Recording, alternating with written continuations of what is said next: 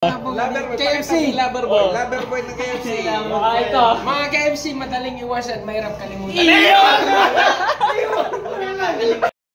Yung good morning. Yan. So Domingo ngayon. So ipapasyal muna ko kayo dito sa aming lugar na walang ka-traffic, no? At ngayon ay malamig. So kita nyo na walang naglalakad dito. Ako lang yung mag-isa dito eh. Kadalasan ay may mga sasakyan. So napaka-importante po dito ang sasakyan kasi pag winter mahirap talaga maglakad pag winter sa sobrang lamig. Okay, so puntahan natin sa front. Yan. Ito yung front natin, guys. Yan. Yan. Ito yung harap natin, oh. So yan. Malamig na yun eh. So, masakit yung kamay ko sa lamig. So puntahan natin si Boss Neil ng KFC. Nandito siya pag Domingo dito siya nagtatrabaho. Iyo, KFC. Puntahan natin.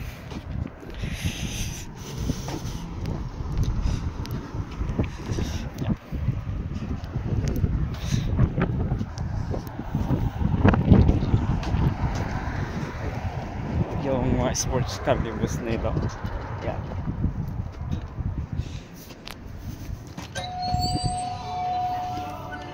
Hello. Ganda na ng cap mo, Boss Fred. Oh, ito yung mga kababayan natin. Boss yan lang nga. Boss Nilo, Boss Nil. Ewan ko na lang. Ewan ko na lang. Parang kakaiba yung... Parang hindi kayo.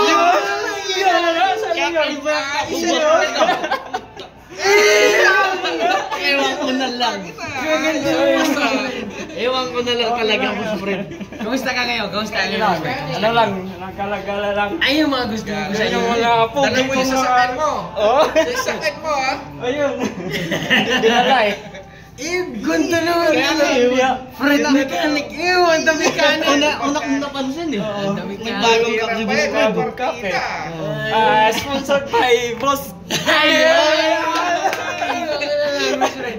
Ito yung mga pogi kong mga...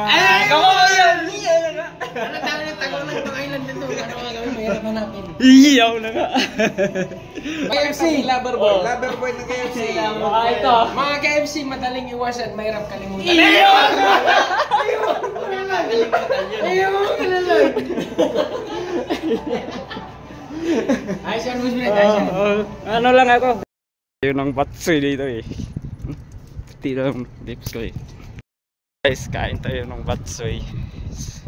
Boss Clark, maraming salamat. Katikim ko na yung batsoy mo eh. Iyo! So, only yung drinks dito guys ha. Unlimited guys.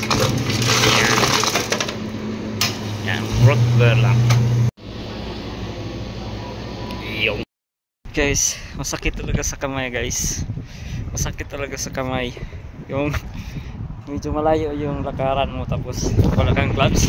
Tapos ganyan yung hawak ko. Masakit sa kamay. Masakit sa kamay yung lamig. Yung sobrang sakit.